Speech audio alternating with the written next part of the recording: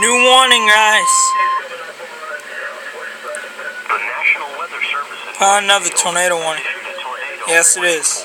Extreme north central city of Chesapeake, southeastern city of Newport News, city of Norfolk, city of Portsmouth, northeastern city of Suffolk, northwestern city of Virginia Beach, until 2:00 a.m. Eastern Daylight. I knew Newport News was going to go under a tornado warning. National Weather Service Doppler radar indicated a tornado. This dangerous storm was located near Norfolk International ARPT or near Virginia Wesleyan College and moving west. It's near the airport. At 1:25 p.m. the public reported a funnel cloud near the Lesnar Bridge.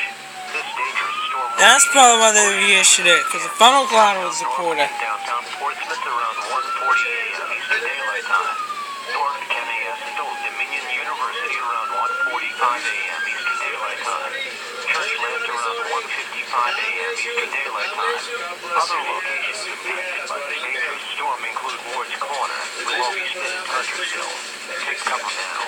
Move to an interior. Yes, please do, folks. Avoid windows.